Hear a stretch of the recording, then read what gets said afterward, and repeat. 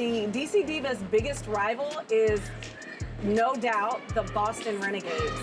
They are our arch rivals in the WFA Pro.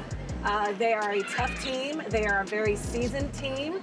They've been playing together in their same unit for probably 10 years together. So they are very hard to beat. They are our toughest competition, but we will beat them.